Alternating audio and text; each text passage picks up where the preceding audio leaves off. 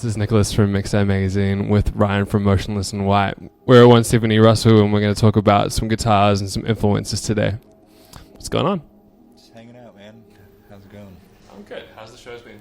Amazing. Absolutely incredible. I've been here for a week and we've had the loudest sing-alongs, crazy crowds. What more can you really ask for? And this is your first headliner in Australia as well. Yep. Like up to what you were expecting? Mm-hmm. Yeah, I mean, it's even like pretty much been our first time playing in a club in Australia. Okay.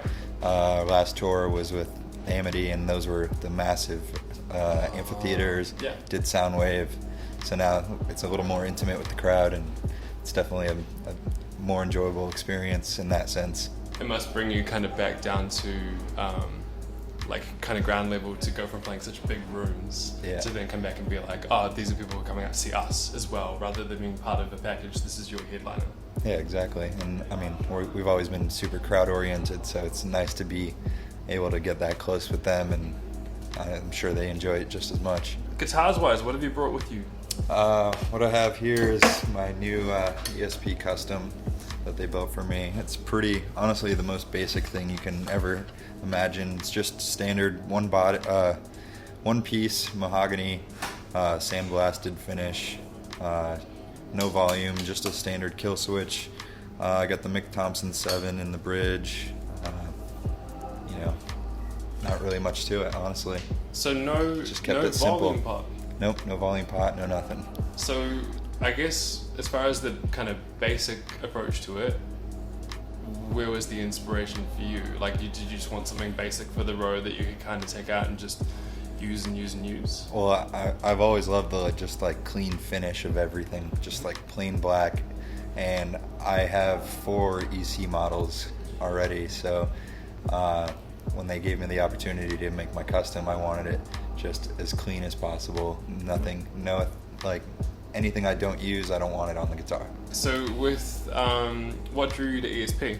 Well, actually, when I first started, aside from having like the basic strap model when you get a guitar, I got an LTD like Viper or something like that. The ESG kind of one, right? Yeah. And since then, I mean, I pretty much always had ESPs, and I was with Schecter for a little bit in the beginning, and then they finally offered me, and of course, I had to go with them, and I've been with them ever since then. Yeah, great. So these are the guitars that you use studio-wise as well? A blend of a couple others, yes. Yeah, okay, cool. Yeah, awesome. What are your key kind of influences? Talking band-wise? Band-wise, player-wise?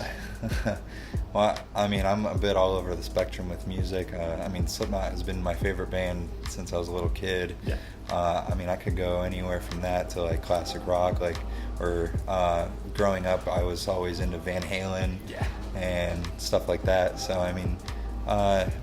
it just kind of, I'm all over the place. I guess that's kind of how our music is, and they draw the same or different influences, so it's a big mashup of stuff with us. Yeah, for sure. So as far as the progression for you from your formative years getting towards, like for me, there was always that one band that kind of like threw me into the metal world. Mm-hmm. I think Slipknot's a really good one for a lot of people, like the good gateway band. Yeah, absolutely. Were they the gateway band for you?